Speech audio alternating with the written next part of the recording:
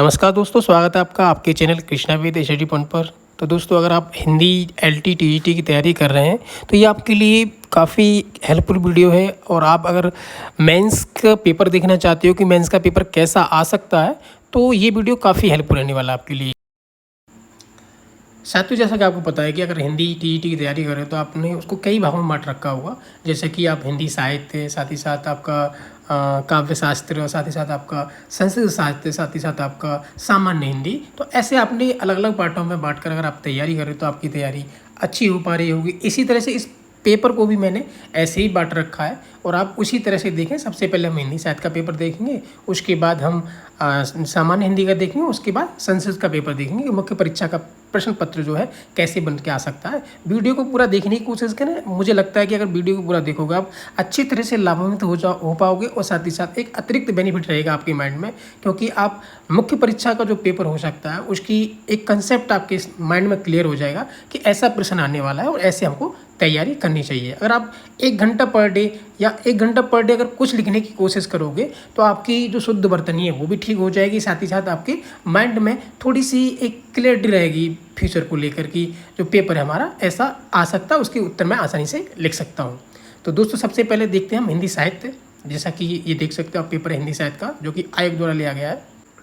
अब ये जो पेपर है हमने ये पेपर जो है यूपीपीसीएस द्वारा जो आयोग परीक्षा लेता है हिंदी साहित्य की, साथ ही साथ संस्कृत की और सामान्य हिंदी की, तीनों का ये पेपर है। और एक आपके माइंड में कंसेप्ट जग जाएगा कि हमें आंसर राइटिंग कैसे करनी चाहिए, उसके बुक के सोर्स कैसे होने चाहिए, तो आपकी अवधारणा एकदम क्लियर हो जाएगी। तो चलते हैं अपने पेपर की तरफ। जैसा कि आप देख पा रहे होंगे कि हिंदी साहित्य प्रश्न पत्र फर्स्ट, तो ये पेपर देख सकते हो, ये आयोग द्वारा पेपर लिया गया है। जैसा कि आप देख रहे होंगे कि uppcs.up.nic पर ये पेपर उपलब्ध है। अगर आप प्रश्नों की बात करते हैं हम इसमें तो देख सकते हो आप, पहला प्रश्न देख सकते हो कि पाली साहित्य के महत्व को रेखांकित करते हुए किन्हीं 2 विशेषता को उल्लेख कीजिए। अगले क्वेश्चन की बात करते हैं कि अपभ्रंश का विकास प्राकृतकालीन बोलचाल की भाषा से हुआ, इस कथन के पक्ष या विपक्ष में अपना मत दीजिए। अगला क्वेश्चन आपका, राष्ट्रभाषा और संपर्क भाषा में अंतर स्पष्ट करते हुए उनकी किन्हीं 2 विशेषताओं को रेखांकित कीजिए। तो दोस्तों, यहाँ पर शब्द सीमा थोड़ी सी ध्यान रखनी पड़ेगी हमें, और साथ ही साथ इनके आंसर की बात करें तो आंसर राइटिंग थोड़ी सी प्रैक्टिस करोगे तो जो आम बुक हैं आपकी वहाँ से आप कर सकते हो। जैसे आगे क्वेश्चन दिया है कि ब्रज भाषा की भाषिक विशेषताओं का महत्वपूर्ण निरूपण कीजिए। साथ ही साथ अगला क्वेश्चन आपका, वैज्ञानिक क्षेत्र में हिंदी भाषा की स्थिति पर टिप्पणी लिखिए। खड़ी बोली और उसकी नवीनता ने तत्कालीन साहित्य की आधारशिला का निर्माण किया, इस कथन पर प्रकाश डालिए। तो दोस्तों, ये प्रश्न है कुछ आपके और इन प्रश्नों के आपको उत्तर लिखने हैं। जैसा कि आप आगे देख सकते हो कि ये लिखा है, देखो, अवधि के विशिष्ट को रेखांकित करते हुए उसकी प्रमुख 2 साहित्य रचनाओं का उल्लेख कीजिए। बुंदेली की भाषिक विशेषता का महत्व निरूपण कीजिए। मानक हिंदी के व्याकरण स्वरूप को रेखांकित करते हुए संचार माध्यमों में उसकी उपदेयता की महत्ता का प्रतिपादन कीजिए। आगे क्वेश्चन आपका, नगरी लिपि के ऐतिहासिक परिप्रेक्ष्य पर प्रकाश डालते हुए उसमें किए गए किन्हीं 2 सुधारों का उल्लेख कीजिए। देवनागरी लिपि की प्रमुख समस्या क्या है, उसके सुधार के लिए किए गए प्रयासों का वर्णन कीजिए। तो दोस्तों, ये आपके प्रश्न हैं। काफ़ी BA MA रेगुलर अच्छे तरीके से किया तो ऐसे प्रश्नों के उत्तर लिखने में आपको कोई परेशानी नहीं होने वाली है। अगर बात करें तो ये आदिकाल से संबंधित क्वेश्चन है। आदिकाल साहित्य में विविधता भरपूर है, इस कथन के परिप्रेक्ष्य में आदिकाल की प्रमुख विशेषताओं को रेखांकित कीजिए। हमारे साथी भाइयों ने अगर BA MA में अगर ये पाठ पढ़ा होगा तो आदिकालीन जो भाग रहता है वो पहले वर्षों रहता है या किसी यूनिवर्सिटी में आगे पीछे हो जाता है। MA के पहले वर्ष के सिलेबस में रहता है अधिकतर। जैसे अगला क्वेश्चन है आपका, साहित्य प्रौढ़ता के अतिरिक्त भक्ति काल में सद जीवन की दृष्टि से भी तुलसीदास का भारतीय इतिहास में अत्यंत ऊंचा है, इस कथन की प्रमाणिकता कीजिए। तो दोस्तों, ये कुछ अच्छे प्रश्न हैं जो कि आपने MA या BA की पढ़ाई की है तो ये आप भलीभांति इन प्रश्नों से परिचित होंगे। नई कविता की प्रमुख विशेषता पर प्रकाश डालिए, तो बहुत ही अच्छे इस तरह के प्रश्न हैं। इस प्रश्न पत्र की PDF लेना चाहते हो तो आप मुझे कमेंट बॉक्स में अपना इंटरेस्ट शो कर दें, तो मैं आपके लिए बता दूंगा कि ये पेपर आपको कैसे मिल सकता है और कहाँ से मिलेगा। तो सारी मैं आपके लिए जानकारी दे दूंगा, तो वहाँ से आपको ये सारी चीज़ें मिल जाएंगी। तो जैसे देख सकते हो आप, गा 8 का गा कि आधुनिक काल की प्रमुख प्रवृत्तियों की विशिष्ट की महत्ता का प्रतिपादन कीजिए।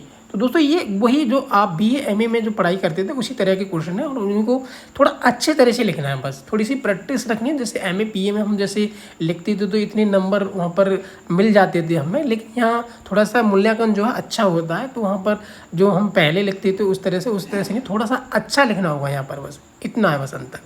तो आप अच्छे से थोड़ा सा साथ साथ लेके चलेंगे,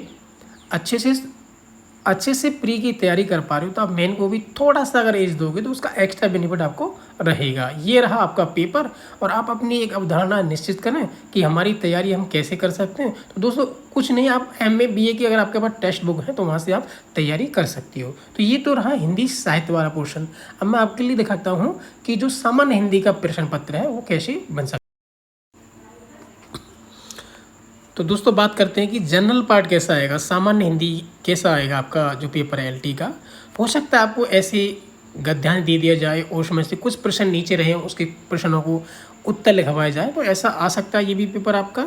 और जहाँ तक ग्रामर पोर्शन की बात करें तो ये देखो आप देख सकती हो कि कार्यालय आदेश क्या होता है। शिक्षा विभाग उत्तर प्रदेश की ओर से जारी एक विशेष छात्र योजना को संबंधित कार्यालय पर आदेश का।